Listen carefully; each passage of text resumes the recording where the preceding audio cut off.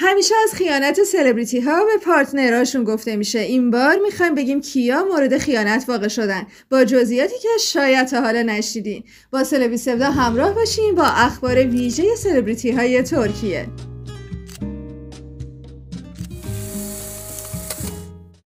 امروز تو سلبی سودا جزئیات پنهانی و کمتر گفته شده چند تا رابطه منتهی شده به خیانت از چند تا پارتنر معروف ترکیه رو واسهتون تعریف میکنم.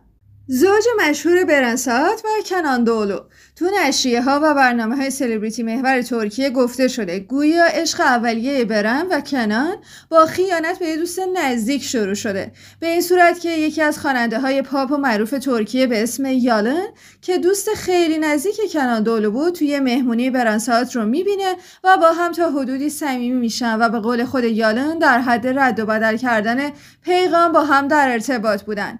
یالن به برن ساعت علاقه‌مند میشه و از دوستش کنان دولو درخواست میکنه بره و صحبتی با برن ساعت داشته باشه و ببینه آیا موافق رابطه هست یا نه، که گویا کنان دولو تو این ارتباط خودش هم به برن دل میده و به جای دوستش یالن کارو به نفع خودش راه میندازه و با برن وارد رابطه میشن. بقیه‌اش رو هم قبلا بهتون گفتیم که چجوری ازدواج میکنن و غیره. اما بعدش تو سال 2019 خبر جنجالی پیچید، مبنی بر این که کنان دولو با بازیگر جوان تازه کاری به اسم آسل ایشلر به برن ساعت خیانت کرده. حالا برن ساعت چجوری متوجه این خیانت میشه؟ گویا از طریق دایرکت هایی که هوادارانش تو اینستاگرام براش فرستادن متوجه ماجرا میشه. گرچه بعدش آسل توی استوری اومد و تمام ادعاها رو تکذیب کرد، ولی هیچ وقت برای عموم مردم قانع کننده نبود. راستی یه شایعی هم هست که میگن برن ساعت توانایی بچه دار شدن نداره و به همین خاطره که شوهرش رو بخشیده و خطاهای مجدد اون رو ندید میگیره، گرچه من به شخص فکر میکنم چنین چیزی صحت نداشته باشه. از برگریزون ترین خیانت هایی که صورت گرفت و البته آشکار هم شد توسط هالیت ارگنچ بود. هالیت ارگنچ بازیگر محبوب و معروف سریال حریم سلطان. این سریال واسه شروع یه داستان عشقی و البته مرتکب شدن خیانت بود. هالیت سال 2007 با گیزم سویسالو ازدواج کرده بود که طی حضور در سریال حریم سلطان با همکار خودش تو همین سریال یعنی برگزار کورل که نقش مانیکا رو تو حریم سلطان بازی میکرد وارد رابطه پنهانی میشه و بعد مدتی از همسرش طلاق گرفته و با برگزار ازدواج میکنه. عجیبتر و بدتر این که خود برگزار از حدود 2 سال پیش با تانساتور که بازیگر گزیده‌کار ترکیه هست رابطه به شدت جدی و عاشقانه داشتن و حتی در شرف ازدواج کردن بودن. ولی همون فصل اول حریم سلطان با وارد شدن هالیت ارگنچ کل ماجرا به اون شکلی که گفتم عوض شد. یکی از زیباترین زنان ترکیه یعنی هولیا افشار هم از زخم خیانت دور نمونده. اون که بعد از چند رابطه ناموفق تو فرانسه با کایا چلینگیروغلو ازدواج کرد و یه دختر به اسم زهرا ازش داره، خیانتی که بهش شده بود رو اینجوری متوجه شد که به نوع خودش واقعا عجیب بود.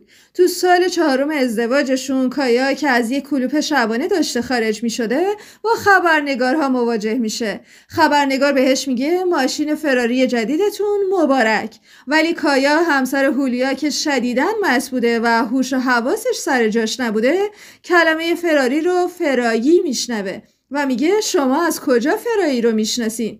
اما فرایی در واقع همون دختری بود که همراه کایا از کلوب داشته خارج می شده.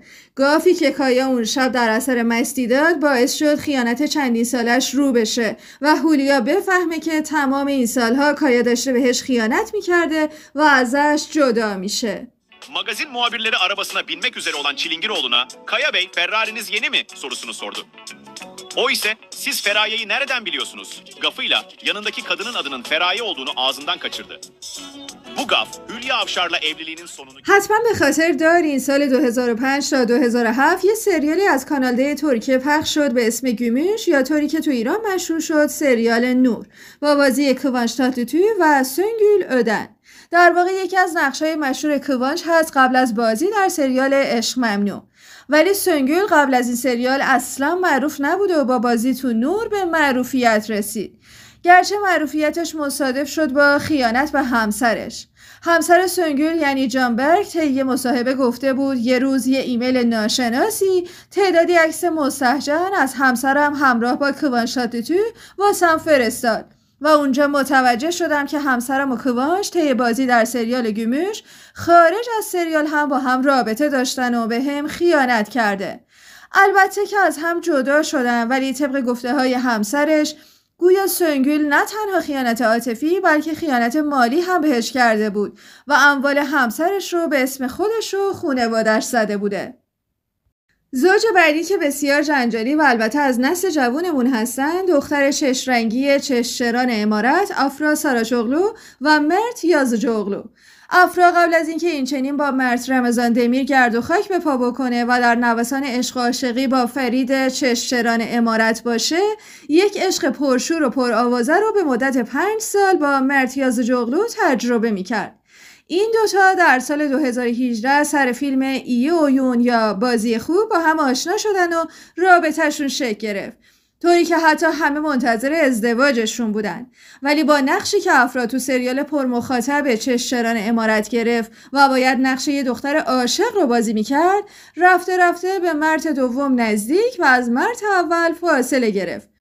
مرت یازجوغلو واقعا از این اتفاق ناراحت شد و مدتی تو انظار نبود تا اینکه با گرفتن جایزه بهترین بازیگر مرد تو سال 2024 کامش شیرین شد و البته به نحوی دیسلایک بزرگی هم به مرت رمضان دمیر نشون داد. و اما دمت özdemiری که یه دوره حسابی تو تلویزیون ترکیه حکمرانی میکرد و هر سریالی اگر پربیننده بود به خاطر حضور دمت بود. خیلی ها نمیدونن که دمت özdemir و اوزهان کوچ توسط آجون ایلیجالی با هم آشنا شدن. 3 سال رابطه عاشقانه پرفراز و نشیبی با هم تجربه کردن، چرا که اوزهان گویا آدم بددل و حسودی بوده و کلا به خاطر این خصلتش دعوا و مرافعه زیاد داشتن، تا اینکه با وجود مشکلات بینشون ترجیح دادن که ازدواج بکنن. اما این ازدواج 1 سال بیشتر طول نکشید، اونم نه به خاطر اختلافات بینشون بلکه به خاطر خیانت آشکار نشده دمت özdemir به اوزهان. جریان به این صورته که دمت اوایل سال 2023 توی سریالی به نام اسم من فرح نقشه یه دختر ایرانی رو بازی کرد. واسه اون دسته از دوستانی که نمیدونن دمت özdemir فارسی حرف زدن رو از کجا یاد گرفته، باید بگم به خاطر حضور در این سریال تا حدودی زبان فارسی رو یاد گرفت. بگذریم. نقش اصلی این سریال دمت و نقش مرد مقابل اون انگین آکیورک بود. با شروع سریال که پر مخاطب هم بود، همه عاشق این زوج شدن و اصطلاحا میگفتن شیمی خیلی خوبی بینشون هست.